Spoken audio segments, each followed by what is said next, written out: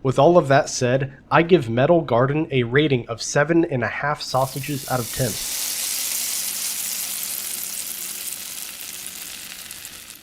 The gameplay is extremely solid, but it also feels just a little empty. Empty might not be the right word. Have you ever seen one of those Michelin 5-star restaurants that bring out a plate that costs $50 and it's a tiny little strip of steak, but it tastes incredible? That might not be a completely accurate metaphor, but I think you understand what I'm saying. That's what this game feels like.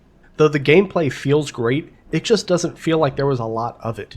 I didn't mind it, of course, but if you're hoping for vehicles or a vast arsenal of weapons, you won't find it here. You shoot 3 different guns and throw grenades, but there isn't much else to do in this game mechanically.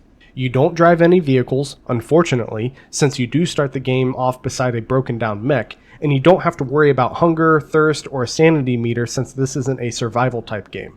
There is some minor platforming, but besides that, your only real mechanics are shooting enemies and flipping switches. The enemy variety is probably the weakest link in that there are only 2 enemy types, and one of them has a variant that shoots a different type of projectile, but even then, it doesn't really feel that different, which can feel like sort of a letdown at times. There was one boss fight at the very end which was cool, but it also just felt kinda fine. It was tanky, and it had its own attacks and movesets compared to the other 2 enemies, but after I defeated it, I didn't feel any sort of accomplishment. I just thought to myself, cool, I defeated it. What's next? My favorite part of the gameplay were the health mechanics. While I'm sure it isn't a brand new idea, I don't really see this type of mechanic implemented much.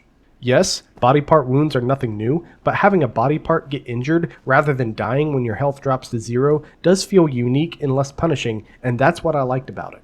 As for the graphics and art, if you don't like PS2 aesthetics or the gray and brown colors of this game, it might not be for you, but personally, I really liked it.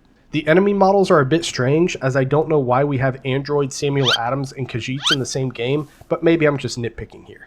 And lastly, the time I got out of it wasn't too bad either, as it took me just under 2 hours to complete. If you want to challenge yourself with the hardest difficulty and the different modifiers, you'll get even more time out of it too, of course.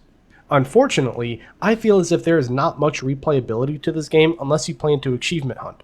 There are no other weapon types to collect or use, and more importantly to me, no other endings to play through, so after my 2 hours in the game, I don't really have much reason to start up a new playthrough. So, maybe consider buying this game when it's about 25% off.